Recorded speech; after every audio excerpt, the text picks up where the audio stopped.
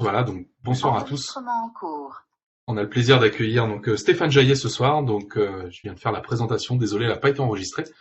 Mais du coup, Stéphane, je te laisse la parole. Voilà, merci. Merci.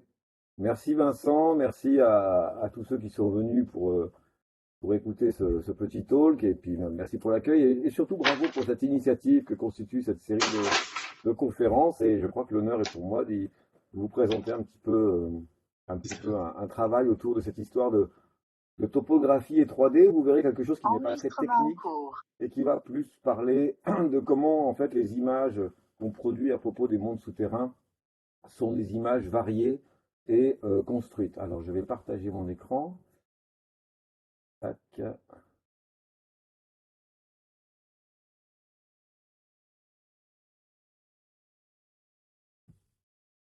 doit démarrer, voilà. Et je vais. Coupe ma caméra, je la monte dans façon. Voilà. Tout le monde voit bien, j'imagine, l'écran. Donc, l'idée, c'est de vous parler Ouais, c'est effectivement parfait. à la fois de topographie et puis d'imagerie 3D à travers différents exemples hein, qui sont puisés dans le passé et puis des exemples plus modernes autour de technologies 3D et d'essayer de vous montrer comment ces images évoluent, parce qu'il s'agit vraiment d'images des mondes souterrains. Et je voulais commencer par ça démarre bien, j'arrive pas à passer à la suivante, super. Voilà. Je voulais démarrer par cette image, ou plutôt ces quatre images que j'ai proposées à Vincent comme petit teaser d'appel. J'aime bien ces quatre images, elles sont intéressantes puisque si on les regarde, eh bien, celles qui sont en haut sont des dessins en fait de mondes souterrains de la fin du 19e siècle. Hein. C'est des images quasiment synchrones à quelque chose près. Il y a une illustration de Jules Verne, Voyage au centre de la Terre, et puis une illustration qui accompagne les écrits de Martel sur le gouffre de Padirac.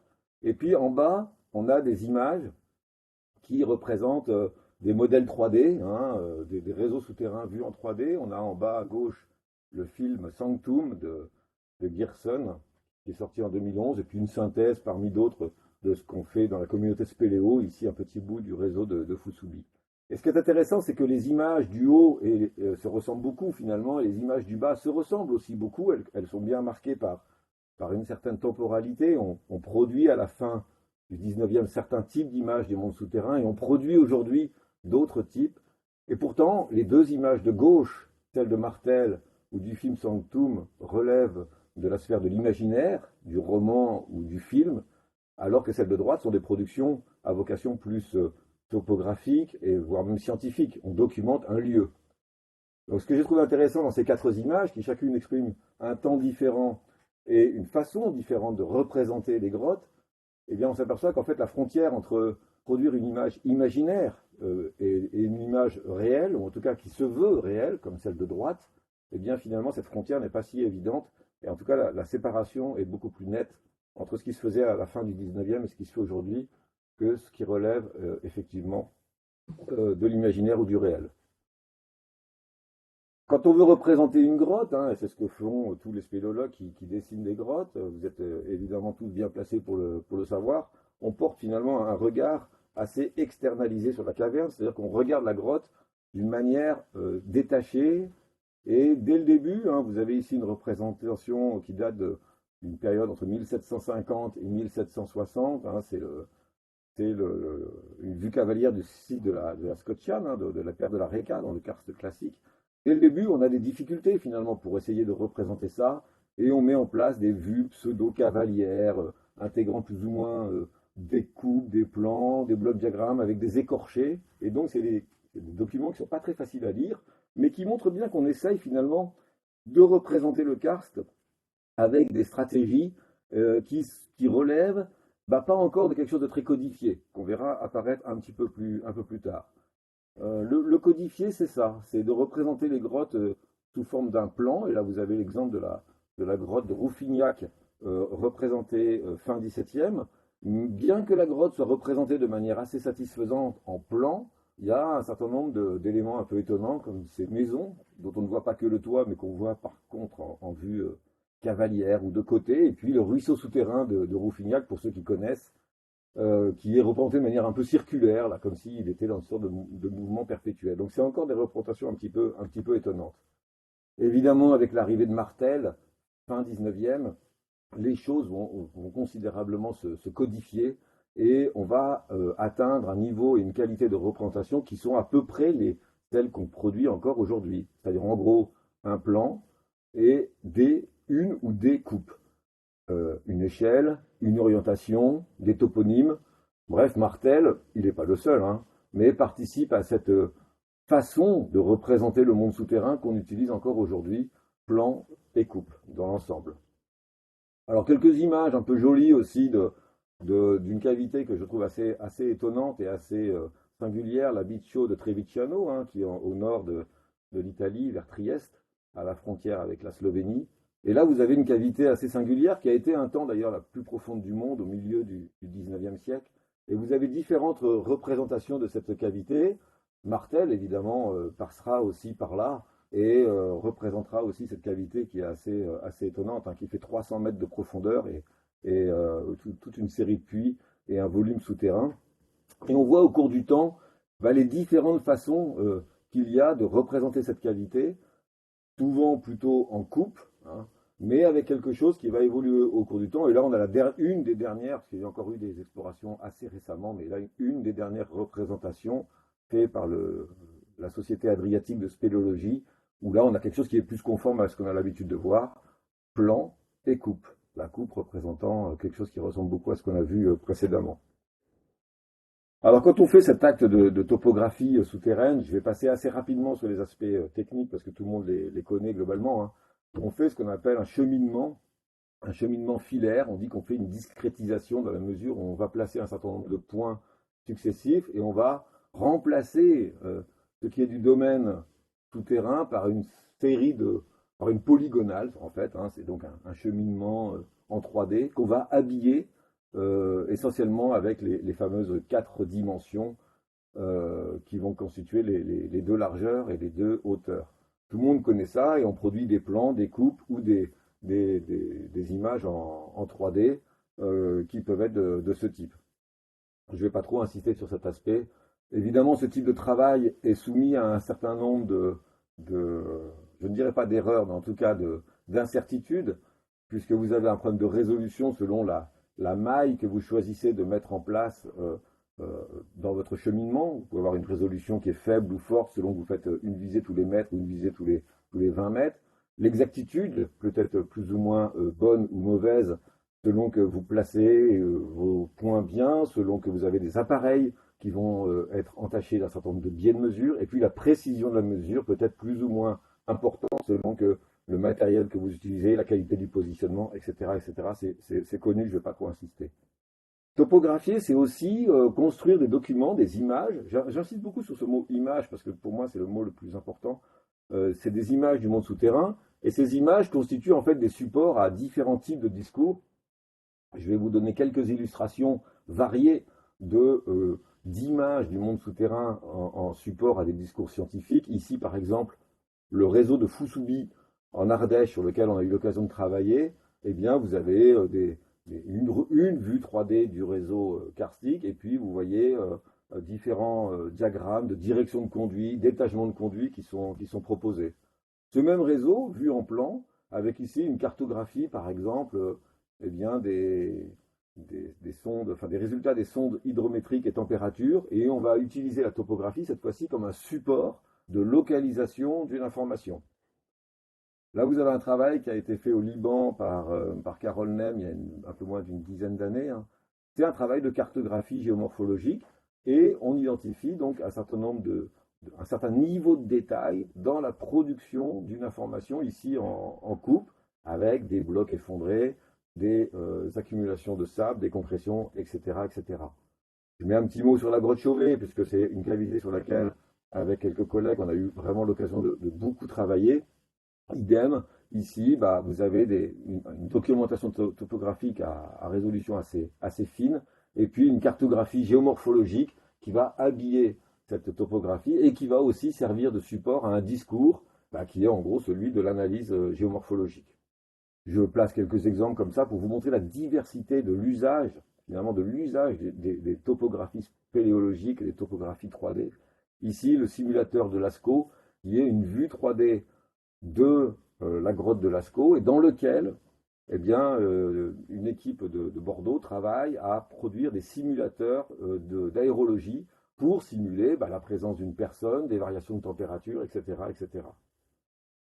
Une que j'aime bien aussi parce qu'elle est assez étonnante, c'est une vue en coupe d'Orniac. Je reviendrai sur la veine d'Orniac tout à l'heure parce que c'est un objet assez singulier, vous allez voir pourquoi.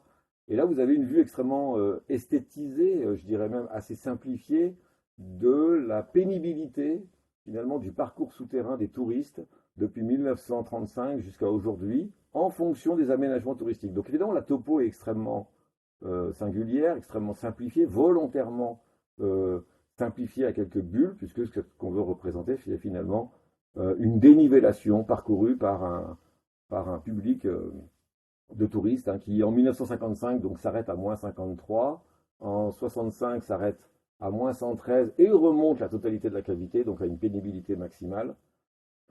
En partir de 65 jusqu'à 2003, il remonte par l'ascenseur vert. Et puis à partir de 2003, l'ascenseur 2 est construit et là, la pénibilité retombe à zéro.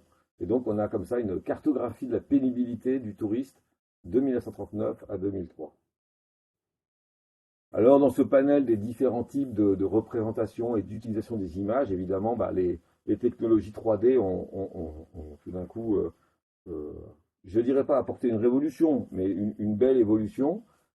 Je me suis amusé à faire un petit travail il y a quelques temps autour de la page Google Images. Donc vous pouvez faire ce travail si vous voulez, c'est assez facile à faire puisqu'il consiste à taper un mot dans Google, le mot karst, et puis vous allez dans Google Images et vous regardez finalement les vues cavalières, les vues 3D que vous propose Google Images.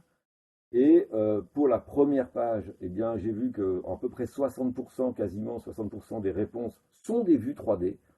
On représente dans Google, ils ne sont que la concaténation de ce que nous on produit, les spéléos ou les photographes. On ne voit que des images en 3D, des vues cavalières, des blocs diagrammes, etc.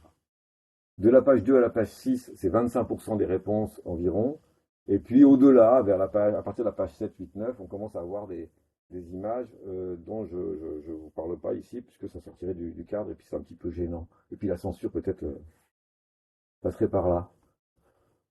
Alors cette volonté de représenter en 3D et d'imager en 3D le karst ne date pas d'hier. Vous avez ici la magnifique maquette de Robert Hodel fait en 1924, ingénieur, spéléologue allemand, qui va donc travailler sur la perte de la Reka, en Scotian, en Slovénie, et qui constitue et qui crée déjà cette première maquette. Malheureusement, cette maquette a été détruite lors du bombardement de Munich. Il ne reste que cette très bonne photo. Mais enfin, c'est déjà une façon d'essayer de représenter en 3D le karst. Dès l'entre-deux-guerres, il y a aussi une volonté de regarder les grottes avec les fameux anaglyphes, cette stratégie des lunettes bleues-rouges qui permet de voir le relief. Donc on a toujours cherché à représenter en 3D. Ici, vous avez Pierre Chevalier, par exemple, à Perquelin, au stage, un des premiers stages de spéléologie en 1952, qui construit et qui présente aux stagiaires, qui construit le réseau de la Dent de Crolles avec des petits bouts de fil de fer. Et donc c'est assez précurseur. Alors ça a été refait et largement reproduit sur d'autres grandes cavités. C'est assez marrant. Mais on voit bien que Pierre Chevalier, en fait, il a besoin, à un moment donné, tout simplement, il a besoin de représenter, de visualiser en 3D une cavité qui est d'une grande complexité. On retrouve ça dans d'autres types de réseaux, et même des fois c'est mis en scène en muséographie, comme ici le musée du Mammouth en Autriche. Vous avez ici une perspective que j'aime beaucoup de Bernard Peigné, qui est un personnage qui travaillait et qui dessinait des perspectives d'avions, des écorchés d'intérieur d'avions, des choses comme ça, et qui a mis sa compétence au service de la spéléologie, puisque c'était aussi un spéléologue. Et là, vous avez une perspective axonométrique du trou qui souffle dans le Vercors. Et donc c'est quelque chose qui s'est beaucoup fait dans les années 70 et qui est une façon de visualiser la complexité labyrinthique des réseaux souterrains avec une certaine élégance. Alors je précise qu'une perspective axonométrique, c'est une perspective en fait où on respecte les distances. Comme comme en dessin industriel, si vous voulez, quand on représente un objet en dessin industriel, le cube du fond, enfin la face du fond a la même taille que celle de devant, qui permet d'avoir une échelle. L'échelle est vraie. Par contre, les angles ne sont pas respectés. Alors évidemment, dans le domaine de la 3D, bah, l'apparition des scanners 3D et de la photogrammétrie constitue évidemment aujourd'hui, depuis maintenant 10-20 ans, hein, une assez importante révolution. Et vous avez ici une vue assez étonnante de la grotte de Lascaux, entièrement scannée évidemment en 3D par le cabinet Perazio, et sur lequel ont été matchés, drapés les œuvres. Et cette vue est assez étonnante puisque finalement, c'est ce qu'on appelle une vue impossible. Certains disent même le regard de Dieu, puisque l'œil que nous avons, que j'ai, que vous avez là en regardant cette vue, est un œil placé dans la roche. Et donc vous regardez finalement les œuvres à l'envers, vues depuis l'extérieur de la grotte, comme si la grotte n'était plus qu'une paroi de verre. C'est aussi ça l'intérêt de ces représentations 3D externes, c'est une possibilité de visualiser la grotte, les objets, les différents éléments constitutifs dans des vues qui ne sont pas des vues habituelles, qui ne sont pas le parcours qu'on fait depuis l'intérieur. Alors ces travaux sont faits essentiellement avec des relevés par laser scanner. Vous avez ici un exemple de lidar terrestre embarqué sous terre, hein. On est ici dans une petite grotte de Savoie. Il existe plusieurs technologies, il existe plusieurs types de lidar. Globalement, aujourd'hui, deux types de technologies laser coexistent, hein. La technologie des lasers terrestres, c'est-à-dire que le scanner est en place dans une position fixe et on va utiliser des sphères pour assembler. Et puis la technologie SLAM où le laser se déplace au fur et à mesure. Ici, vous avez un travail qu'on avait mené à l'époque sur le cône d'Orniac. On est dans la salle principale d'Orniac sur lequel vous avez ici l'assemblage à la fois du relevé 3D par laser grammétrie, la topo qui est faite par une station totale, et puis des relevés photographiques par ballon captif qui permettaient d'avoir une couverture photographique depuis un point de vue en hauteur. Alors quelques techniques de scanners qui actuellement sont sur le marché, qui se sont considérablement démocratisées en une dizaine d'années. Vous avez différents types de scanners, des scanners caméra qui ne visent que dans une direction, des scanners panorama qui tournent autour d'eux-mêmes, qui sont beaucoup plus adaptés évidemment au milieu souterrain. Sur des budgets maintenant pour les scanners les moins chers, aux alentours de 40 000 euros pour des portées moyennes, et jusqu'à 100-120 000 euros pour des objets, pour des appareils un petit peu plus de haute technologie. Voilà, ça reste un petit peu cher, mais ça commence à être abordable pour des petits bureaux d'études qui ont commencé à se doter de ça. Et maintenant, il y a quand même beaucoup de scanners sur le marché. Je ne vais pas insister trop non plus sur les questions de méthodologie, hein. L'assemblage des scènes se fait en utilisant un certain nombre de sphères. Il y a maintenant des technologies d'assemblage par best fit. Ça consiste en fait à multiplier les positions de scanner pour essayer d'avoir une vision la plus complète de l'objet 3D. Hein, on essaye, quand on se promène dans l'espace de la cavité, d'éviter les masques de scan. Et donc on va avoir tendance à déplacer le scanner le plus souvent possible. Et on utilise des petites sphères dans le paysage pour assembler ces points. On a aussi donc ensuite tout un travail depuis la constitution du nuage de points que vous avez ici jusqu'à la peau numérique, jusqu'au maillage, avec toute une stratégie de travail sur des logiciels un peu spécifiques. Ça prend un petit peu de temps d'apprendre toutes ces méthodes-là, mais enfin ça se démocratise. Les logiciels qui sont utilisés sont quand même de plus en plus user-friendly, comme on dit, faciles à prendre en charge, et je dirais que là où il y a une dizaine d'années, on était quelques-uns, aujourd'hui, dans un laboratoire, tous les étudiants un peu malins finissent par s'y mettre, et c'est assez intéressant de voir comment on arrive à déployer ça de manière plus aisée. Voilà quelques exemples d'images 3D qu'on produit. Je ne vais pas trop entrer dans le détail, hein, et les différents travaux qu'on peut faire sur ces modèles 3D en surface. Voilà ici un travail qu'on a fait pas plus tard qu'il y a 2 ans, hein, sur la grotte de la Madeleine, que certains d'entre vous doivent connaître, qui est donc une grotte touristique assez majeure dans les gorges de l'Ardèche. Alors j'ai mis un petit exemple ici, oui, je me souvenais même plus que j'avais mis en fait. l'exemple de Midroy, c'est un petit travail qu'on avait fait sur les banquettes limites. Bon, je vous mets comme ça un petit exemple ou deux qu'on a publié d'ailleurs. Sur ce petit site de Midroy, certains connaissent sans doute d'ailleurs la veine de Midroy, les vents de Midroy. On a des banquettes limites que vous voyez très bien derrière le personnage que certains reconnaîtront d'ailleurs. Euh, c'est des banquettes limites qui vont exprimer la gradation sédimentaire au cours du temps et qui marquent la phase de paragénèse. Et on les retrouve très très bien et elles marquent finalement cette phase d'aggradation sédimentaire. Et là, le petit modèle 3D qu'on avait fait à l'époque de ce tronçon de galerie, ça avait très très bien fonctionné, nous avait permis donc d'identifier ces banquettes limites sur les deux parois. Et le travail qui avait pu être réalisé avait été à l'époque euh, de piqueter, je dirais, ces banquettes limites dans le modèle 3D et en extrayant les lignes, de pouvoir réajuster les différentes surfaces sédimentaires. Voilà, et on produit ce genre d'images, pas très faciles à voir, mais qui sont quand même assez intéressantes. Regardez l'image du haut, on a sur la paroi en 3D identifié A, B, C, D, E, donc 5 surfaces sédimentaires qui ont complètement disparu aujourd'hui puisqu'elles ont été soutirées. Et ces 5 surfaces sédimentaires, eh bien, on est capable de les modéliser en 3D. Et donc de calculer pour chacune d'entre elles l'intervalle, l'espace, voire même si on le fait sur plusieurs sections, la pente qui va séparer différentes sections. Et on voit bien que sur cet exemple, eh bien, on a pu, voyez, calculer l'augmentation de la pente au fur et à mesure que le conduit paragénétique se mettait en place. Bon, voilà, c'est une petite démonstration assez intéressante où on voit que l'évolution paragénétique, ici, donc par élévation du niveau de base et par élévation du remplissage souterrain, argileux, se traduit par une augmentation de la pente dans le flux souterrain. Voilà.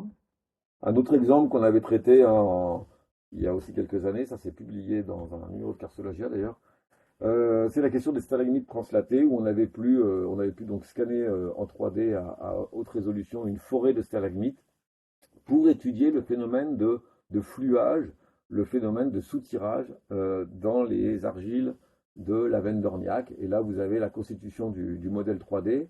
Ce modèle 3D avait été analysé en détail et on avait, avec un étudiant, fait passer un plan mobile à travers les stalagmites pour extraire différentes sections de stalagmites. Et l'extraction de ces sections nous avait permis de constituer une base de données stalagmite par stalagmite pour finalement à la fin, pouvoir étudier les variations morphométriques, diamètre, orientation, position du centre, etc. Et finalement, extraire de manière semi-automatique, non, automatique même, toutes les stalagmites et constituer cette base de données. Ça avait assez bien marché, c'était un exercice extrêmement appuyé en traitement informatique, mais c'est un des modes de traitement qui peut être réalisé donc à l'arrière de ces modélisations 3D, c'est celui justement de créer ces analyses et ces cartographies, ce qu'on appelle les segmentations automatiques. Voilà. Là, alors on les a pas peints en vrai, hein, c'est un petit montage photo rigolo. Alors du coup, ces images 3D qu'on arrive à produire servent aussi d'autres intérêts, et notamment celui de la réalité virtuelle. On a ici l'exemple d'un travail réalisé sur la grotte Chauvet, et vous voyez que déjà, sur cette paroi de la grotte Chauvet, on a différents niveaux de résolution qui vont être obtenus selon le niveau de qualité qu'on veut avoir de chaque image. Je m'explique. Vous avez la partie supérieure, le plafond, qui est relevé par 3D à un certain niveau de détail. On voit bien la taille des triangles. Et puis quand on va s'approcher de la partie paroi, notamment les parois en nez, on va relever ça avec des niveaux de détail plus fins. On le voit notamment sur le pendant qui est à droite, où il y a un grain une rugosité, si vous voulez, du modèle 3D qui est plus fin selon l'espace où on se situe. Et puis ceci, évidemment, sert de support ensuite pour placer la documentation photographique des œuvres pariétales qui vont donc couvrir essentiellement le champ orné et pas toujours la totalité de la cavité. Quand on couvre la totalité de la cavité, on parle à ce moment-là véritablement de clone numérique. C'est-à-dire un clone numérique, c'est véritablement une cavité qui serait levée en totalité, en 3D, sans trou, et entièrement texturée en RGB, en couleur. Actuellement, il n'y a qu'une seule cavité qui peut prétendre à ce titre-là, je dirais, c'est le modèle 3D de Lascaux. La cavité est de taille plus petite, elle a été entièrement relevée, entièrement matchée, et tout est couvert. À Chauvet, une grande partie est couverte, mais il reste quand même des plafonds, il reste des endroits où la cavité n'a pas été entièrement relevée en photo. Ce travail est en cours, et on peut espérer que dans les années à venir, ce sera fait. Alors on s'est intéressé au sein du laboratoire Editem et avec des collègues, hein, notamment à un certain nombre de choses. Et on a utilisé la 3D à un moment donné pour justement produire des images virtuelles de ce que pouvait être la grotte avant ou pendant les occupations humaines, donc en retirant ce qui est du domaine plus récent. Là, le personnage que vous avez à droite en bleu se situe à l'entrée de la galerie du Cactus, et on voit derrière ce personnage des concrétions très blanches, très claires, assez lumineuses. Ce sont des concrétions holocènes, donc qui sont datées d'une période assez récente, hein, les plus anciennes, aux alentours de 12 000 ans, 13 000 ans, et jusqu'à l'actuel, elles sont encore actives. Et évidemment, ces concrétions n'étaient pas présentes au moment des occupations humaines. Un des travaux qu'on a pu réaliser ici, c'est de dire quelle était finalement la nature du paysage avant ou pendant les occupations humaines en retirant ces concrétions. C'est évidemment un peu compliqué de les retirer pour de vrai, mais dans le modèle 3D c'est possible, et donc c'est un travail qui a été réalisé. Là vous avez la galerie du Cactus vue de l'autre côté, et vous voyez très bien ces concrétions, dont le fameux cactus, qui est cette concrétion très blanche. Eh bien, un travail a été conduit avec Jean-Jacques Delannoy sur la partie géomorphologique et l'évolution, et donc il y a tout un job qu'on a fait sur comment les éléments sont bougés, et surtout comment on est capable de cartographier, d'abord très simplement, en coupe et en plan, les stalagmites qui sont du registre du récent, et ensuite on va pouvoir donc les enlever dans le modèle 3D. Ici vous avez une vue dans le modèle 3D texturée de la galerie du Cactus aujourd'hui, et puis vous avez la même vue en retirant le cactus. Alors évidemment c'est ténu comme différence, mais on voit bien quand même que le paysage n'est pas tout à fait le même, et surtout le cactus proprement dit ne prend plus la place qu'il avait en termes de visibilité paysagère, il ne fait pas partie du décor. De même, là vous avez l'entrée du cactus avec cet énorme massif stalagmitique blanc qui occupe une place importante dans le paysage, et donc qui n'attire pas vers le fond de cette galerie, et là quand on le retire, eh ben, on s'aperçoit qu'on a une visibilité jusqu'au fond de la galerie du Cactus, et donc c'est possible d'aller beaucoup plus loin. Un autre travail qui a été fait aussi sur la grotte Chauvet, c'est évidemment le travail en 3D sur la zone d'entrée.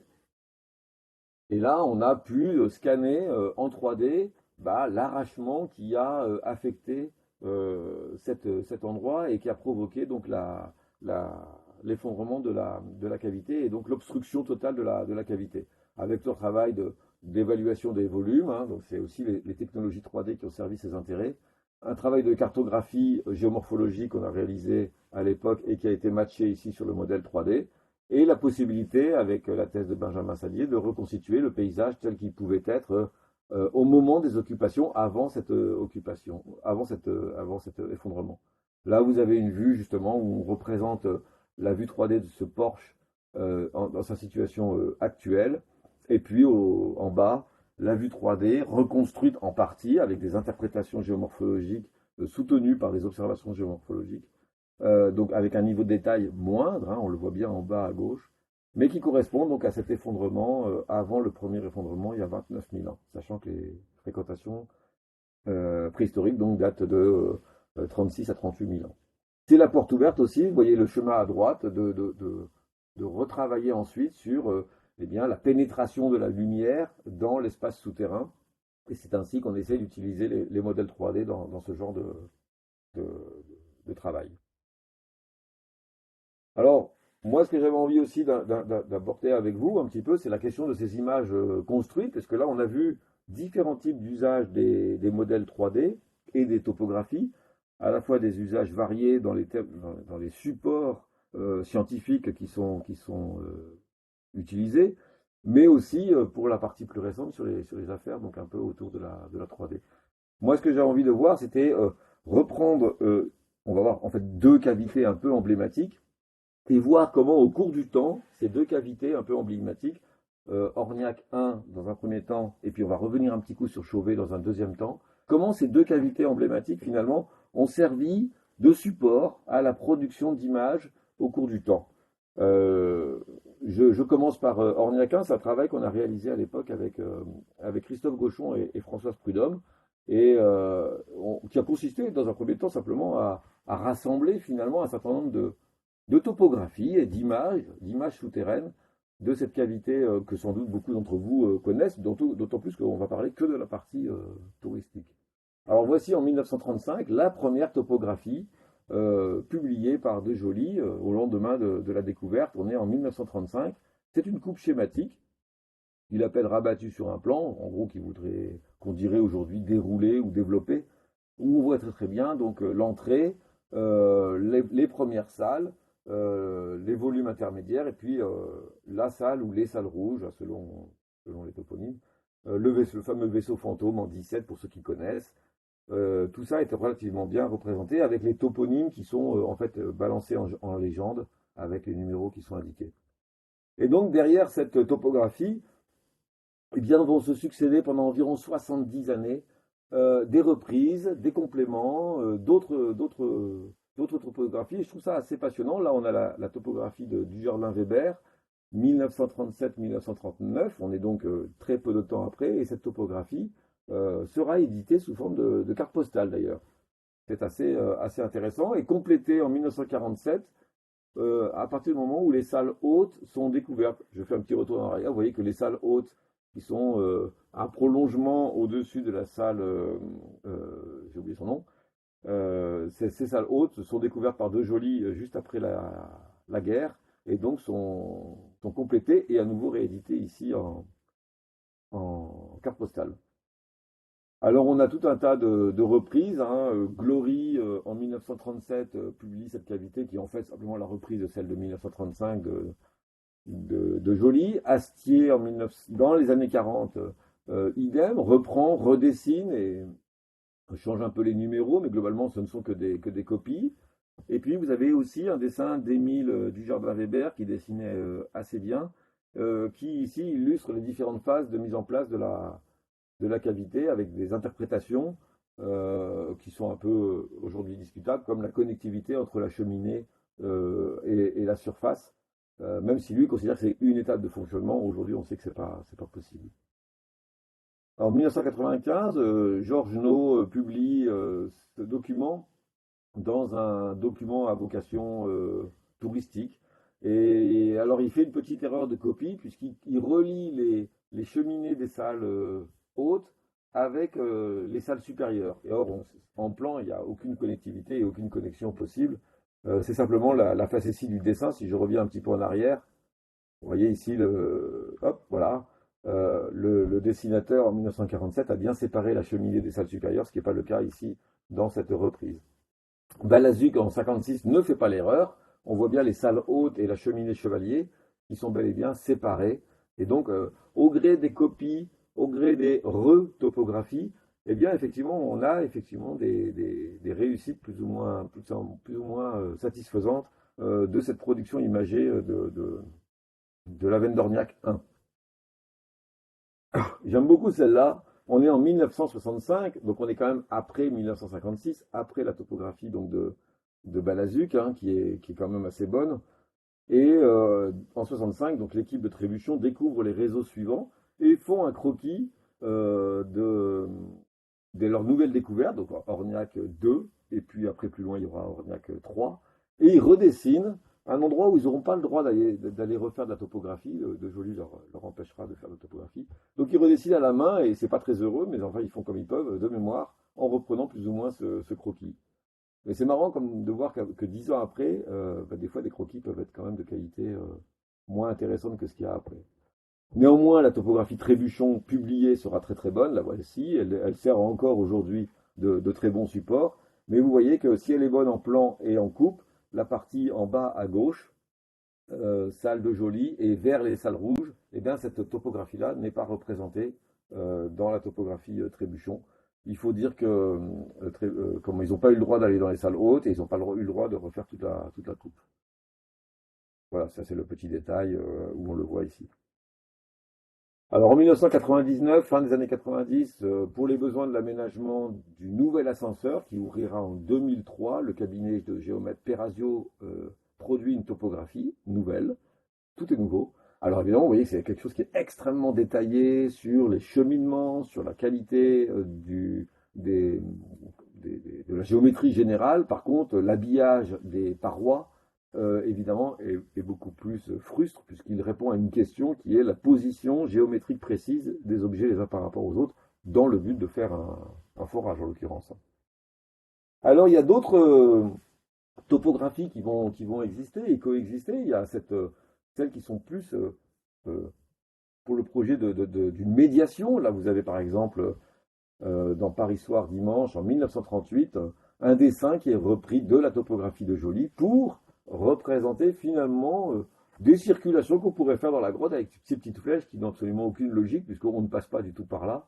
Il n'y a pas de connectivité en bas de la première salle entre les différents objets. C'est assez étonnant.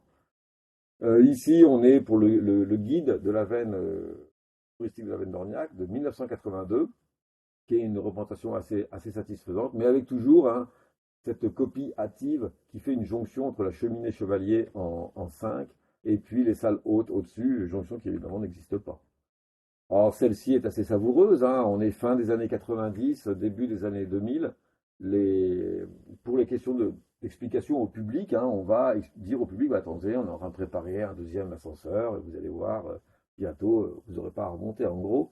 Et donc on représente une image de la veine d'Orniac avec cette succession de salles. Donc c'est vrai, quand vous dites la veine d'Orniac, c'est descendre les escaliers et passer de salle en salle, et puis à la fin, c'est remonter par un grand ascenseur. Mais quand même un truc qui manque sur la qualité, c'est assez amusant sur le dessin, c'est l'absence de la veine. La veine qui est quand même l'élément un peu saillant qui arrive dans la première salle, mais il n'est même pas représenté ni dessiné dans cette copie, enfin même pas une copie, dans cette image un peu singulière. Alors il y en a plein, le guide vert de Michelin en 2003, malheureusement, qui continue à faire cette petite facétie de la connexion entre la salle Chevalier et les salles hautes, c'est amusant. La carte de Bob, très très amusant, un dessin en vue 3D qui accompagne un jeu que les enfants peuvent faire dans la cavité, qui est assez bien foutu et qui respecte assez bien les proportions générales et qui fait cet exercice pas du tout facile de représenter finalement en pseudo 3D les volumes parcourus par un jeune touriste dans cette cavité. Mais enfin, c'est assez efficace quand même. Et ça fonctionne. Et c'est respecté. Enfin, les volumes sont assez respectés. Bon, une que j'aime beaucoup, qu'on voit quand on visite la Veine, c'est l'artiste Michel Join, qui a repris la coupe de Trébuchon, l'a complétée et a fait une vue assez esthétisante de ces volumes souterrains et que je trouve assez satisfaisant. Alors, les spéléos, les topographes, d'un côté, on a vu les aspects de médiation et de tourisme. Il y a aussi des documents qui ont été produits par et pour les scientifiques. Vous avez ici la coupe de Gilly, Éric Gilly, dans sa thèse, une thèse sur la stabilité des volumes souterrains, et qui lui, évidemment, va beaucoup plus mettre en scène la présence de la stratification, la présence des diaclases, ce qu'il appelle décrochement. Bon, son projet reste celui de documenter ici une cavité uniquement sur les aspects de géologie. Et donc, il insiste plus particulièrement, il omet volontairement certains aspects, parce que ce qui l'intéresse, c'est la stabilité véritablement du plafond. Ici, une coupe géomorphologique que nous, on avait réalisée, vous voyez, il y a déjà une quinzaine d'années, insistant plus sur des aspects qu'on voulait mettre en avant, la coexistence du remplissage argileux en profondeur et de l'effondrement de la salle de Joly et le cône des Boulis qui clôt l'ensemble. Donc chacun, en fait, selon ses propres désirs, selon ses propres envies, va représenter de différentes manières cette cavité. Et là, on a, dans les années 2010, réalisé un modèle 3D des salles rouges. Et là, on produit aussi une image, finalement, de la veine d'Orniac, un peu plus singulière, un peu plus difficile à lire, certainement, mais qui va, en fait, simplement mettre un coup de zoom sur un aspect. Bon, vous retrouvez ici les fameuses banquettes limites dont j'ai déjà parlé. On retrouve ici la représentation que j'avais évoquée au début, qui est celle de la pénibilité du parcours souterrain dans la veine d'Orniac. Et donc, on va sortir de la représentation factuelle pour aller vers une ultra-schématisation pour avoir comme objectif celle de de centrer le propos sur les 4 vignettes du bas qui sont l'augmentation ou l'évolution de la pénibilité des touristes au cours du temps. Il y a une dizaine d'années, on a pu reprendre aussi les travaux de topographie sur la veine d'Orniac et on a produit donc ce plan de synthèse accompagné aussi de coupes de synthèse et qui aujourd'hui donc sont encore utilisés, mais qui sans doute dans 10 ans, 20 ans, bah, seront peut-être rafraîchis, revisités par d'autres modes de représentation. Et c'est sain de savoir que chaque représentation, et c'est ça qui compte, et c'est ça que j'ai envie de passer comme message, chaque représentation du monde souterrain bah, finalement n'a de sens que pour une communauté, que pour un groupe et pour une certaine durée. Alors, il y a une autre cavité, ça c'était la veine Chauvet, hein, la veine d'Orniac, excusez-moi. Elle est déjà très très riche, évidemment, cette la veine d'Orniac, pour 70 années de diversité de représentation. Mais alors Chauvet bat le record, puisque sur une durée plus compacte de 20 ans, on a aussi, vous allez voir, une très large diversité de représentations. Et j'aime bien, évidemment, commencer par cette image que je trouve assez singulière qui est très touchante, je trouve, puisque c'est tout simplement la première image qui sort de la grotte Chauvet. On parle beaucoup, évidemment, des œuvres pariétales, hein, et la grotte Chauvet, évidemment, est connue pour ses œuvres pariétales, et c'est tout à fait normal, mais il n'empêche que définitivement, l'image que vous avez sous les yeux, qui est en fait une topographie, hein, cette image-là, c'est la première image qui sort de la grotte Chauvet en 1994. Jean-Marie Chauvet sort de la grotte et puis il doit partager avec ses camarades, avec ses amis, il doit dire, ben voilà, voilà ce qu'on a découvert. Et qu'est-ce qu'il fait? Il prend une feuille blanche, il prend le premier crayon qu'il a sous la main, un stabilo bleu, et il dessine le plan de la grotte de mémoire. C'est un croquis schématique. Ça veut bien dire, que pour parler de la grotte, il a besoin d'en proposer une représentation spatialisée, en plan. Je trouve ça extrêmement intéressant. Et de fait, sans le savoir, avant même de sortir une photo, eh bien, il produit la première image de la grotte Chauvet en 1994, 34 000 ans, 35 000 ans, 36 000 ans après les représentations. Et il représente ça sous forme d'une topographie. Alors évidemment, très peu de temps après, en 1995, autour de Chabot notamment, va se faire la topographie que vous avez ici, qui sera finalement éditée en 2000 et qui constitue la première topographie au sens spéléologique, qui est tout à fait correcte dans ses géométries essentielles, avec évidemment une toponymie un peu différente de celle qui finalement subsistera.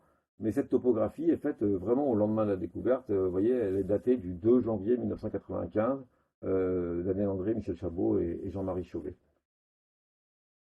Elle est aussi éditée en 2004 avec cette toponymie qui est plus rare et qu'on voit moins.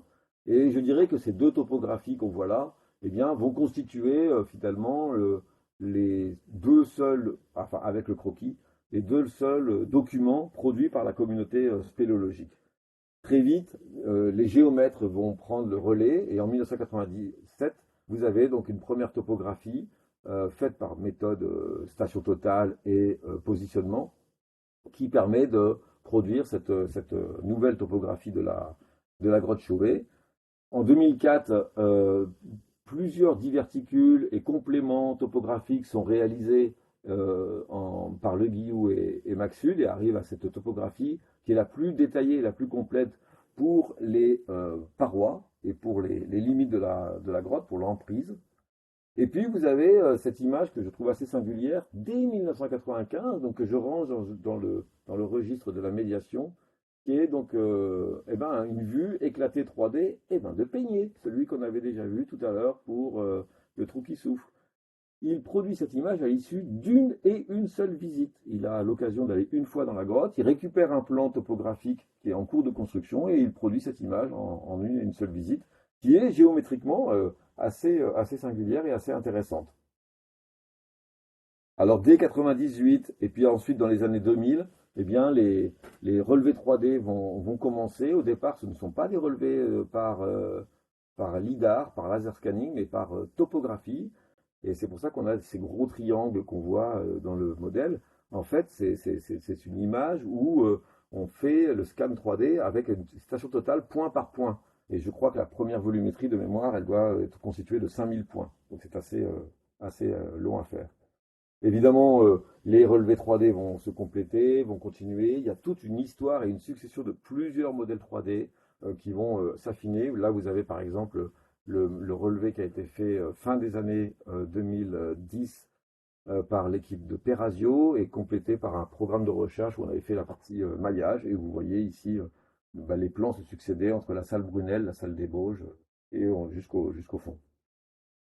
Là, c'est ce qu'on a vu tout à l'heure, hein, une portion de ce modèle 3D qui va être en partie matché des repères, de ces repères, comment dirais-je, photographiques.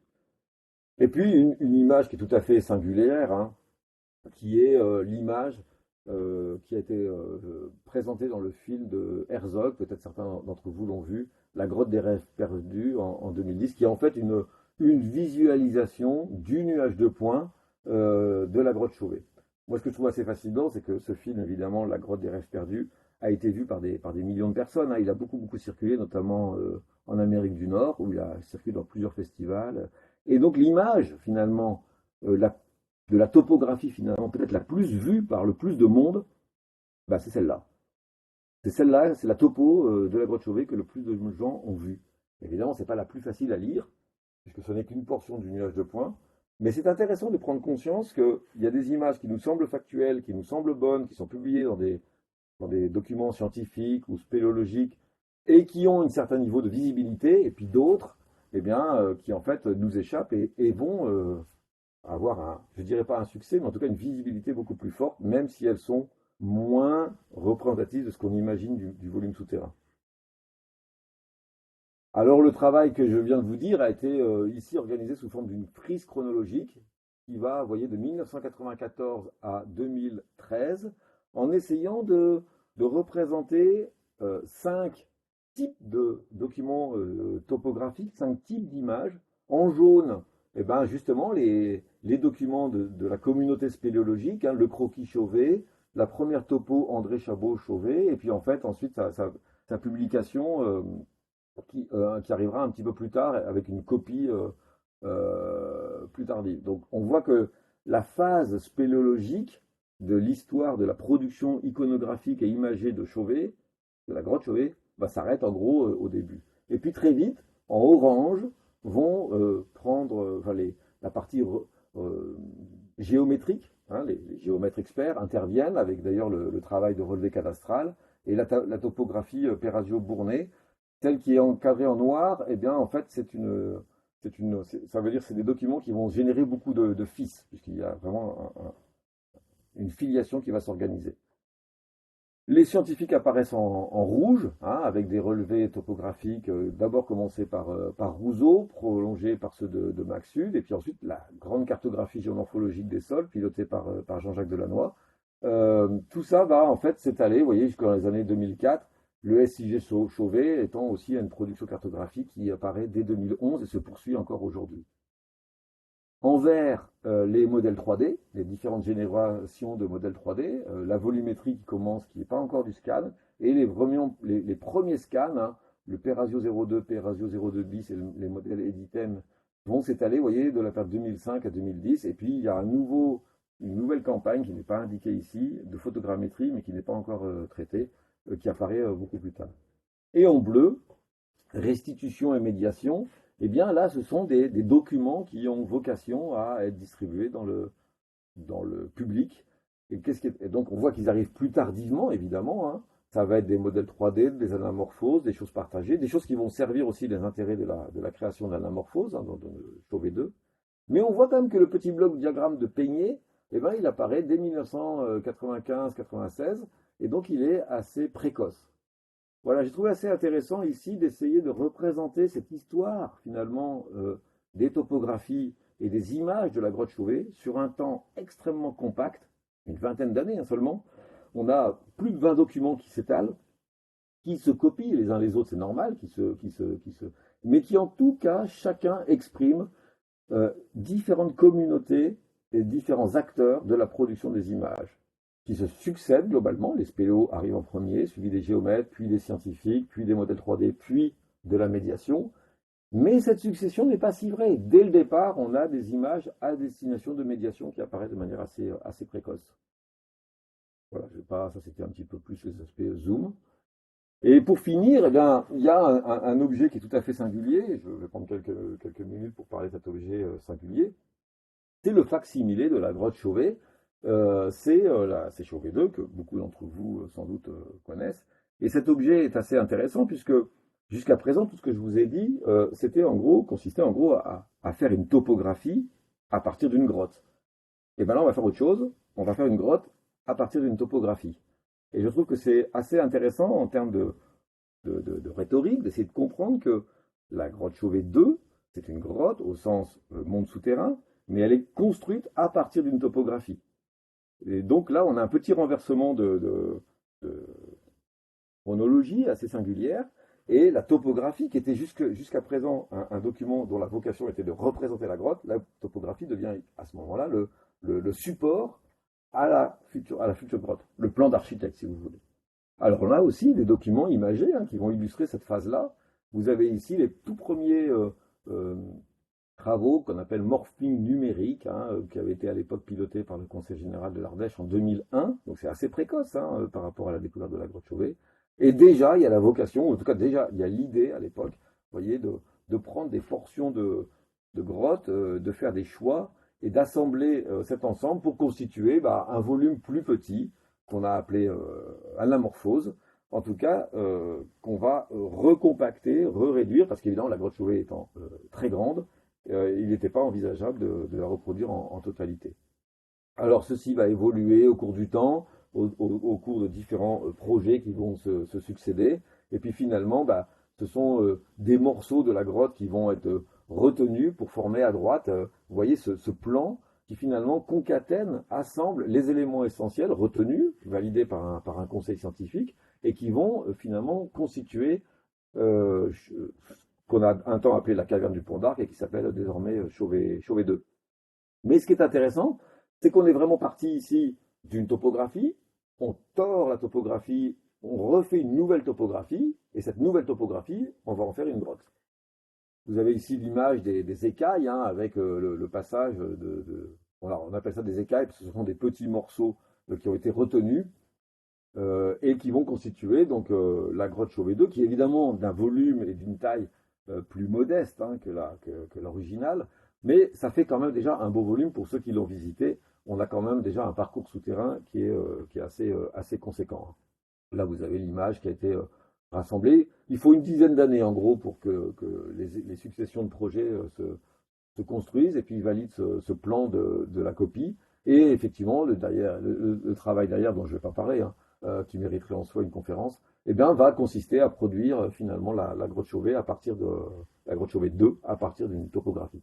J'ai trouvé ça assez amusant de voir qu'on pouvait ici, effectivement, à partir d'une topographie, produire une grotte, alors que jusqu'à présent, on produisait les topographies à partir de grottes. La technologie 3D a aussi été mobilisée dans cette construction, évidemment, de Chauvet 2. Ça, je passe. Et je voulais éventuellement, combien de temps il me reste, finir en vous envoyant sur quelques références bibliographiques, parce que tout ce que je vous raconte, globalement, est publié. Et n'hésitez pas donc à aller voir. En haut à gauche, vous avez ce qu'on avait fait avec Christophe Gauchon et Françoise Prudhomme sur l'histoire topographique et toponymique donc, de Chauvet. Vous avez en bas à gauche, de Orniac, en bas à gauche qui concerne Chauvet, publié dans l'Atlas Chauvet, une image topographique de la grotte Chauvet. Vous avez un article plus récent qu'on a fait en 2019, image topographique du karst et des grottes, représentation 2D, 3D, et puis un article plus ancien qui est dans Karstologia, mais sans doute que vous avez déjà vu passer, une brève histoire de la 3D en grotte. Voilà, je vous remercie de votre attention. On peut prendre évidemment un moment, si Vincent est d'accord, pour quelques questions ou discussions. Évidemment, ouais. Merci beaucoup Stéphane, merci pour cette présentation splendide avec tout ton talent pour illustrer ça. Donc, alors, il y a des questions sur le chat, donc je vais essayer de les prendre dans l'ordre. Alors déjà, il y avait des questions un peu génériques et je pense qu'il y en a pas mal qui sont assez ébahis en fait par le matériel de topo, 3D, photogrammétrie, etc. Mais finalement, c'est une question un peu plus traditionnelle, c'est-à-dire quel est le type de matériel topo? Alors, sous un angle en fait qui est recommandé par la FFS, mais peut-être plus généralement en fait qui est recommandé aujourd'hui pour la réalisation de topographie de terrain, de souterrain, selon toi. Alors, de topo spéléo classique, je dirais que j'ai pas de leçon à donner aux spéléos, ils savent tous faire de la topo. Non, non, Euh, c'est ouais. Je pense que l'angle en euh, fait c'est, enfin voilà, aujourd'hui le distoïque c'est utilisé. Est-ce que finalement il y a d'autres technos qui commencent à prendre le pas, qui sont voilà en termes de recommandations, je crois pas qu'il y ait aujourd'hui forcément beaucoup de recommandations, mais c'est vrai que le distoïque a l'air de vraiment faire sa place quoi. oui, enfin, avec la difficulté, malheureusement, maintenant, c'est qu'on n'arrive plus à en trouver. Donc, c'est compliqué. Mais oui, oui, bien sûr, tout le monde est très satisfait du d'Histo-X. Il y a même eu des phases de test, de bouclage avec des stations totales qui montrent que c'est extrêmement satisfaisant. Donc, il n'y a pas de souci là-dessus. Euh, non, là, enfin, je dirais que quand même, bien que le Disto-X peut apparaître comme un élément transmettre laser, déjà il y a 20 ans, était déjà nouveau parce qu'il permettait quand même de faire des visées sur paroi sans dérouler un décamètre. Donc c'est plutôt là où il y a eu vraiment une vraie révolution. Mais néanmoins, on reste dans une façon de faire du dessin ou de la topo qui est proche de celle de Martel ou d'autres. Je dirais qu'on affine les échelles, on affine la qualité de la représentation, mais globalement, on continue à faire une topo à peu près comme on le faisait pendant tout le XXe siècle. Et globalement, c'est assez satisfaisant. Une autre question, c'est une question de Thibaut. Alors il y a eu une partie de réponse en fait par d'autres personnes qui étaient Ah oui, présentes à je la vois le conférence, chat. donc ça Je fait du découvre le lien, chat donc en ça fait. c'est génial. Ok, super. Et Ah, donc c'est bien Thibaut sympa. demandait quels outils utilises-tu pour faire de la photogrammétrie, reconstruction 3D de cavité avec l'aide de photos. J'ai en tête Visual SFM, mais il a vite ses limites. Voilà, certains ont proposé Reality Capture, 3D Flow, Polycam, 3D Scanner App sur l'iPhone, etc. quoi. Oui, alors nous, on utilise plutôt MetaShape, hein, qui est l'ancêtre, enfin qui est la nouvelle version de Photoscan, donc dans la société Agisoft. Malheureusement, donc c'est un logiciel qui effectivement est payant, mais c'est quand même un logiciel qui a une large gamme d'applications et d'étendues, puisqu'on peut effectivement du débutant travailler assez facilement avec un petit lot de photos. Petit lot de photos aujourd'hui, c'est 30 à 50 photos, et on peut lui faire tourner dessus des milliers de photos. Certains déploient ça sur des fermes de calcul et donc ça marche assez bien. Donc moi j'ai tendance plutôt à aller vers ça. Je vois que certains parlent de Meshroom. On a testé Meshroom, ça marche pas mal. C'est lent. C'est lent, mais au moins c'est dans le monde c'est dans le monde du libre, donc c'est assez intéressant. Moi j'aurais quand même tendance à dire que on a du mal à égaler pour l'instant le confort de MetaShape. Mais c'est vrai que c'est un peu payant. Ok. Donc là, la Ah, photogrammétrie, j'ai pas parlé effectivement de photogrammétrie, j'ai vu qu'il y avait une remarque de Daniel. La photogrammétrie, pour l'instant, ne produit des images magnifiques de parois, de volumes souterrains, d'objets. Si vous avez le besoin de relever un objet, un tas de cailloux, une stalagmite, une paroi, globalement, ça marche bien. Pour faire une topographie complète d'une cavité, ça commence. Ça commence, il commence à y avoir des stackings d'images qui permettent de dérouler et effectivement, ça permet quand même de faire des choses, mais on n'est plus sur tout à fait sur les mêmes échelles. Donc aujourd'hui, la tendance, elle est quand même de dire on conserve du cheminement topographique pour des grands réseaux spéléologiques. Quand je dis grand réseau, c'est au-delà de 1 km. Le laser scanner est quand même très très efficace, soit en SLAM avec déplacement, soit en station fixe pour des salles et des volumes complexes. Et la photogrammétrie est extrêmement intéressante pour la densité.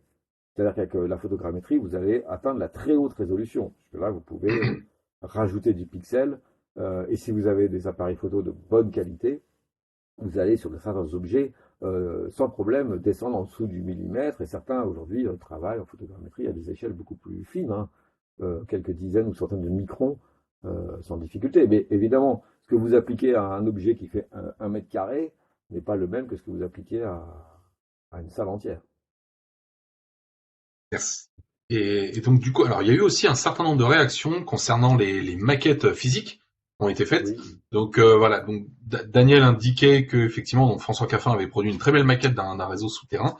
elle est Et superbe. apparemment, c'est ça, cette maquette, c'est Jacques Romestan qui nous disait qu'elle sera présentée au congrès régional Aura. Et puis Oui. également la maquette de Chevalier, elle est disponible, enfin disponible entre guillemets. En tout cas, elle est stockée aujourd'hui au sous-sol de la Fédé. Donc c'est quelque chose qui est pas perdu. C'est plutôt une bonne chose, quoi. Ah bah Voilà. celle de Chevalier mériterait d'être un peu remise en scène, effectivement, parce elle a le bon goût d'être parmi les premières, hein. Et celle de Caffin est tout simplement magnifique. Alors, ceux qui ont eu l'occasion de s'amuser autour avec une petite lampe, forcément, enfin, non seulement elle est magnifique, mais en plus on retrouve un peu son âme d'enfant à parcourir cet objet tout à fait extraordinaire, hein. Non, non, ceux qui l'ont pas vu, je vous invite vraiment à aller la voir, hein. Ok, bah donc du coup, vous pouvez tous aller au prochain congrès régional Aura. Il y aura la maquette de François Caffin qui sera exposée. Voilà. Bah, du coup, ça pourrait être intéressant de ressortir aussi la maquette de Chevalier si tu me dis qu'elle est dans les Ouais, sous-sols de la Fédé. ouais, Ça, je savais même pas, tu vois. c'est ça. Bah, c'est Jacques qui nous a dit ça, ouais, Jacques Romestan. Donc, Ah bah, ok, j'en prends note. super. Et puis après, donc il y a eu quelques réflexions concernant le film d'Herzog. Quoi, c'était pas une référence là, mais et donc Daniel, Non, oui, c'est vrai, c'est pas une référence au sens, c'est pas publié, mais enfin, c'est quand même un document visible. ça C'est reste un ça. document, c'est ça. Voilà. Après, le Et fait que ce soit pas un chef-d'œuvre, bon, ça, moi, je m'interdis de porter jugement. C'est un point de vue. C'est un point de vue. Et donc Daniel nous indiquait d'autres informations. Donc avec Jean-Marie Chauvet qui a réalisé de très belles photographies en relief quelques temps après la découverte. Et le photographique 3D est constitué d'environ 150 images, donc des diapositives qui ont été scannées en haute définition. Donc ça, effectivement. Et puis il disait aussi Daniel, n'oublie pas de parler du premier volume de l'Atlas sur la monographie de la grotte Chauvet-Pont d'Arc, un gros pavé extrêmement bien documenté. Voilà. Donc je Oui, sais pas bah, de si tu toute veux façon, j'en ai dire. parlé, parce que ce que je vous ai présenté sur l'histoire topographique de Chauvet, c'est un des chapitres de ce volume. Ouais, ok. D'accord. Et du coup, j'avais une question. En fait, moi, je trouve ça assez fabuleux ce côté artistique en fait que l'on amène au travers des différentes représentations. Et on voit aujourd'hui avec la technologie, on le voit dans les réactions sur le chat. En fait, on est tous un peu tentés finalement d'aller vers une représentation idéale. Et finalement, est-ce que il reste encore un peu de place à l'interprétation et finalement donc au côté artistique quand on Mais en utilise ces fait, technologies modernes, du laser ou la photogrammétrie, etc., quoi. ah bah, s'il n'y a qu'un message à passer, en fait, il n'y a que de la production personnelle. C'est-à-dire qu'en gros, même si vous passez par un scanner, même si vous passez par des technologies qu'on pourrait qualifier d'industrielles et comment dirais-je, de normalisées, et bien en fait, vous ne faites pas la même production topographique et imagée si vous n'êtes pas le même utilisateur. Ce que j'essaie de faire passer comme message, c'est qu'il y a une grande diversité de production des images souterraines, y compris sur un temps récent. Il n'y a qu'à voir ce qui a été fait sur Chauvet en 20 ans. Mais même les technologies 3D, même la photogrammétrie, ne produit pas des documents qui sont tous identiques. Ce ne sont pas des relevés qui sont que mécaniques et industriels. Il y a derrière toujours un opérateur et la position de l'appareil photo, la position de la station totale, la position du scanner. Tout ça va faire que la production qu'on va sortir, eh bien finalement sera pas la même. Donc moi je reste convaincu que toute production d'image qui sort de sous terre, c'est le produit d'une personne, d'un groupe humain, d'une communauté pour un certain objectif. On l'a bien vu à Orniac, il y a des documents qui produisent sur des intérêts de type scientifique, des intérêts très documentaires, c'est en général ce que font les spéléos, et des fois des intérêts médiatiques, entre guillemets. Et on s'aperçoit qu'en fait, que selon les projets, on n'arrive pas du tout au même type d'image, et même selon qu'on est dans la même communauté, on a une diversité d'images. Ok. Et alors, on a une autre question, donc Laurence Remac, que je remercie aussi pour sa question. Je pense qu'il doit y avoir des fans qui suivent l'activité du réseau MSK ou de choses comme ça. Quid de l'avenir de l'imagerie par drone? Voilà, donc Oui, il y a le alors, compte rendu du truc qui a été publié il y a peu de temps, et je pense que c'est peut-être en écho à ça. oui, on a la chance de travailler donc avec un réseau de métiers au sein du CNRS sur différentes thématiques liées au travail en grotte et on a fait un atelier effectivement autour de l'imagerie par drone. Pour l'instant, bah, donc on a surtout fait des tests de pilotage et des tests de photogrammétrie par drone, sachant qu'on a évidemment tous les problèmes de pilotage sur GPS et tout ça, et surtout les problèmes aussi de photo et de photogrammétrie en lumière contrainte et faible. Donc ça va se développer de plus en plus, c'est certain. Euh, les capteurs, les stabilités de drones, enfin c'est ça qu'on a réussi à voir. La stabilité aujourd'hui des drones, y compris sans GPS, uniquement par centrale inertielle, nous permettent quand même de baisser la vitesse d'acquisition, puisque évidemment, quand vous faites de la photo sous terre, bah, vous avez tout de suite des problèmes soit de lumière, soit de profondeur de champ, de diaphragme, de sensibilité et donc de vitesse, et vous n'êtes pas sur pied. Donc si vous commencez à augmenter le temps de pause, eh bien, il faut s'assurer qu'on a une certaine stabilité. Et pour l'instant, je suis plutôt confiant. On a réussi à faire des bonnes photos en descendant assez bas, quoi, hein. Au 30e, au 20e de seconde, on avait quand même des photos qui étaient suffisamment nettes pour derrière servir les intérêts d'un projet photogrammétrique en 3D. Donc voilà, ça va se développer. Et puis là, pour le coup, bah, ça devient franchement abordable, hein. Maintenant, vous avez quand même des drones qui sont aux alentours de 2 000, 3 000 euros, qui vont permettre d'investir des plafonds, investir des hauteurs et tout ça. C'est sûr que ça va se développer, ça. Très bien. Alors, du coup, je vois plus forcément de questions dans le chat, mais il me semble que quelqu'un a levé la main, mais j'ai pas eu le temps d'identifier en fait qui. Personne veut prendre la parole, il n'y a pas de souci. Oui, Stéphane?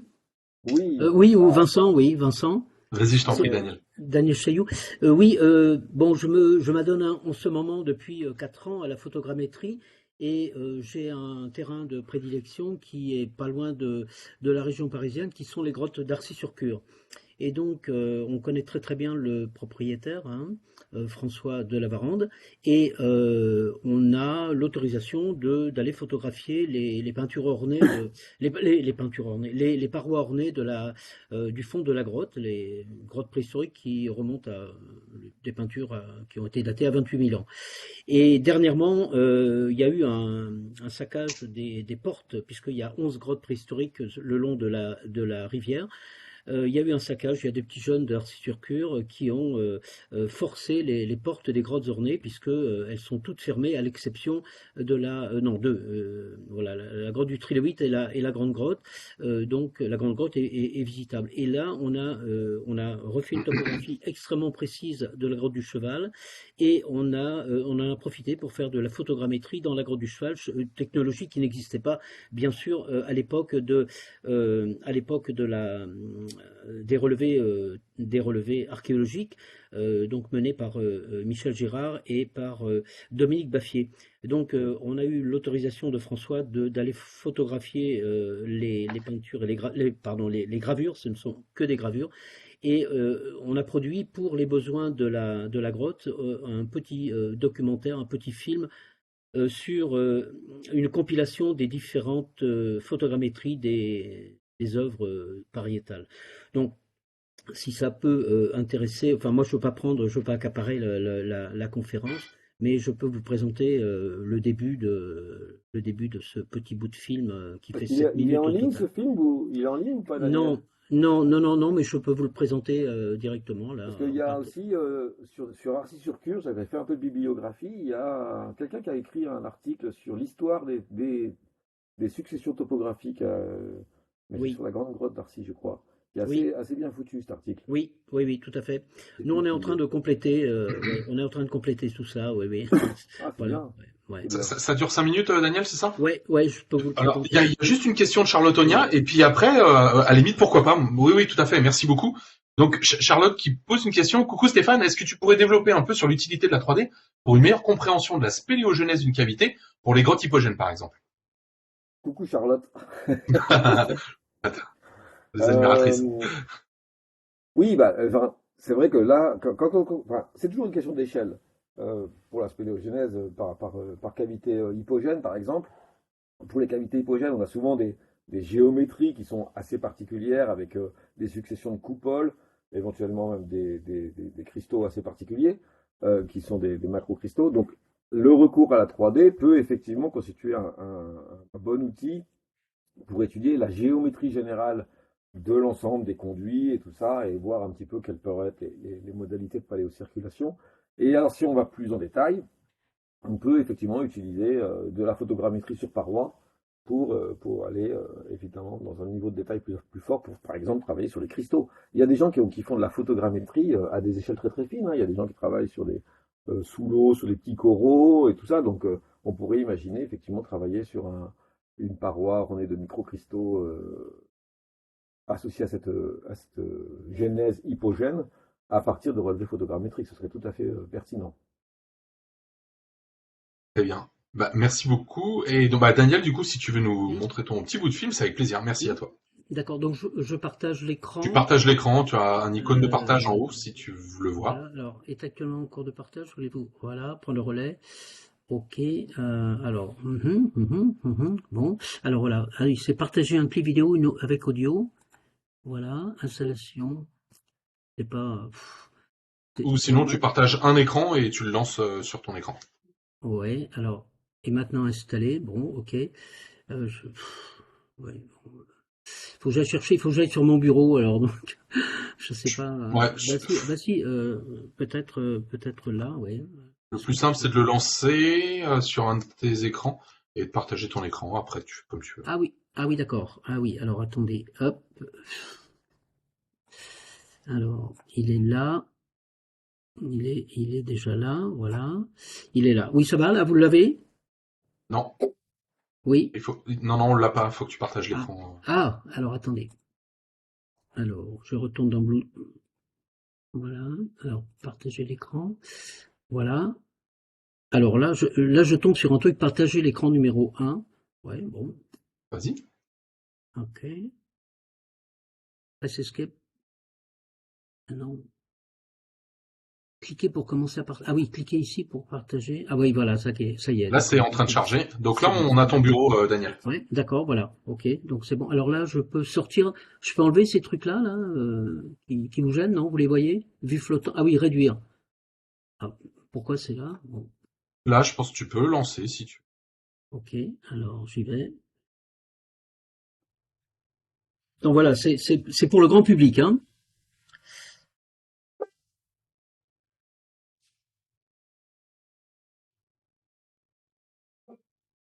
Alors, on n'a pas de son. Je sais pas si c'est normal ou pas. Ah, ah bon.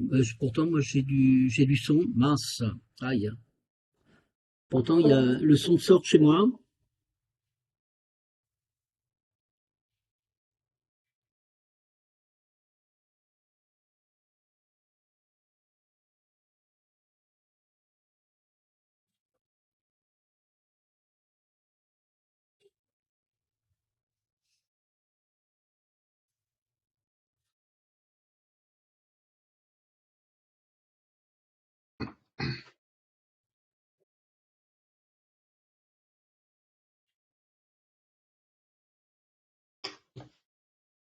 Vous avez du son, non?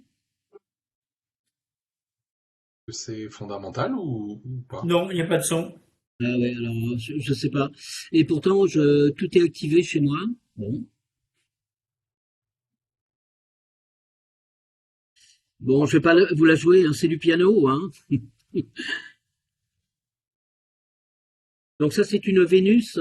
Euh, donc on voit la tête, les deux seins, et puis le triangle pubien avec qui a été maculé de rouge, donc d'oxyde de fer, d'hématite, avec une main positive sur la droite. Là, c'est le premier grand mammouth qui a été décapé. Donc ça, c'est un travail de longue haleine, puisque toutes les peintures étaient recouvertes de calcite, d'un voile de calcite.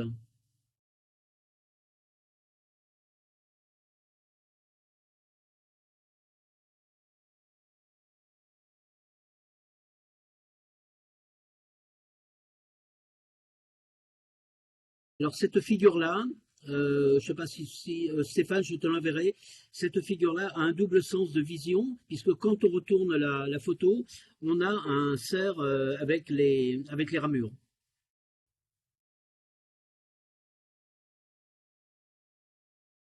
Là, c'est un petit mammouth qui fait 20 centimètres de longueur, il est bicolore, il est surmonté de noir et l'intérieur, les poils du mammouth sont en rouge. Là, c'est le panneau des mains, un panneau qui fait plus de 6 mètres de longueur. Le panneau des mains.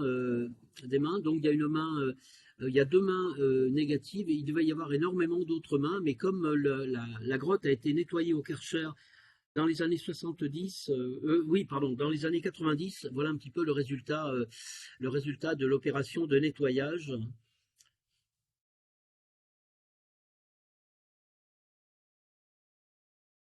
Donc actuellement, ce panneau des mains est étudié par des moyens non invasifs, puisqu'on y fait de la spectrométrie, spectrométrie donc on va les détecter, spectrométrie hyperfocale, on va les détecter la présence de différentes couleurs, donc de réflexions différentes à l'émission de lumière.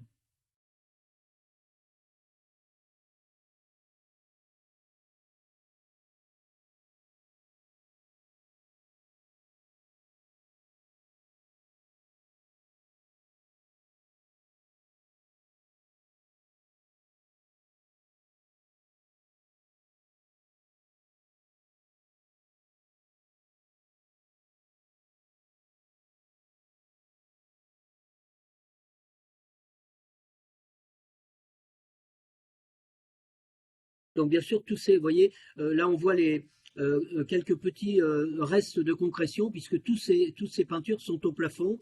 Euh, donc donc c'est beaucoup plus facile. Là c'est une paroi inclinée, puisqu'on voit en bas le mur vertical, la paroi verticale. Donc la grotte est essentiellement peinte en rouge, hein.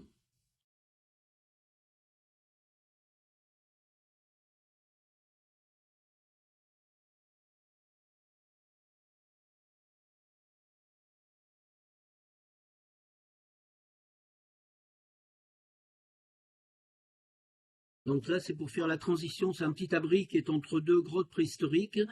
Et c'est pour faire la transition avec la grotte du Cheval, qui est une grotte qui est située à environ 100 mètres 100 mètres de la grande grotte, la grotte touristique. Donc cette grotte est fermée, euh, était verrouillée, hein, il y a des serrures. Et on a eu la possibilité donc d'entrer dedans pour aller contrôler s'il n'y avait pas eu des dégâts, des dégradations. Voilà, ça c'est l'entrée de la grotte. Alors la grotte n'est pas très longue, elle fait 110 mètres de longueur, mais il y a eu tellement de remplissage qu'il faut ramper sur 80 mètres avec des hauteurs de 30 à 40 cm et une étroiture, bon, certainement accentuée par le temps, puisque l'étroiture fait 20 cm de hauteur. Et derrière, il y a le fameux cheval de la grotte du Cheval. Donc là, voilà, là c'est un très beau mammouth. On va le voir, je ne sais pas si vous le voyez, avec la trompe qui se dirige vers la gauche.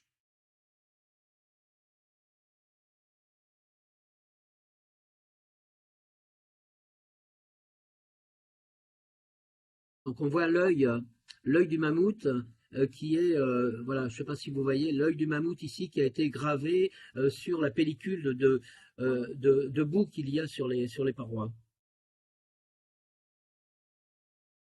Voilà, ça c'est le fameux, il est appelé le beau mammouth du fond.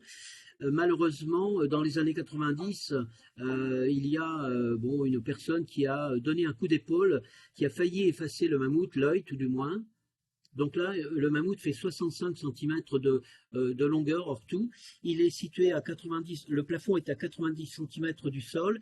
Et pour le photographier, bien sûr, c'est assez compliqué. Là, c'est le fameux cheval qui qui clôt la dernière salle de la grotte, avec à droite la tête.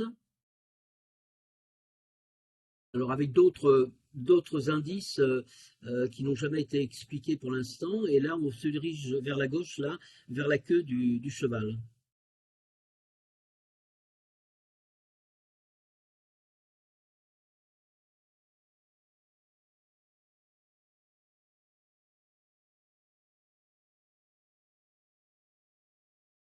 Et voilà, cette photo, c'est une photo qui a été assemblée par ICE. C'est une photo qui est impossible à voir en entier. Et là, on vient de détecter sur cette photo-là, donc c'est l'assemblage de 5 photographies, un cheval galopant. Voilà. Donc j'arrête le partage. Super. Merci beaucoup. Merci beaucoup, Daniel. Voilà. Hop, hop, j'arrête. Hop, il faut que j'arrête tout ça. Hop, pardon. Je repars là. Attendez, hop. Voilà, j'ai pas vu. Il y avait, s'il y a eu une question de Guilhem, et du coup, tu as partagé, t'as posé une réponse, Stéphane, effectivement, sur la difficulté de prendre en photogrammétrie les buissons de cristaux. Voilà, je vois pas d'autres questions sur le chat, donc sauf s'il y en a qui arrivent.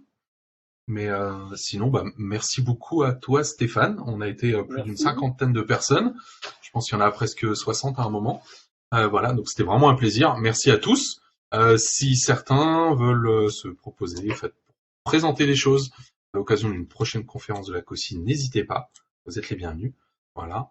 Et encore merci à tous. Mais un grand merci, Stéphane. On a été honorés que tu acceptes merci de présenter quelque chose. l'invitation et puis merci de cette initiative. Vraiment, bienvenue. Bah, le plaisir est pour nous. Merci. Et tant qu'il y a des gens comme toi qui viennent présenter, ce sera toujours un plaisir. Voilà. On est vraiment honorés. Et il y en aura. Il y avait voilà. tellement de choses à dire. C'est ça. Allez, merci à tous. On vous souhaite une bonne soirée. Et puis, on va annoncer les prochaines conférences de 2023 sur les réseaux sociaux, Spelunka, etc. Donc, on en a déjà fait 6. On espère bien continuer. En tout cas, voilà. Donc, merci pour vos propositions aussi. Merci à tous. Excellente soirée. Et puis, bonne fête de fin d'année. Voilà. Bonsoir. Au revoir. Bonsoir. Merci à tous.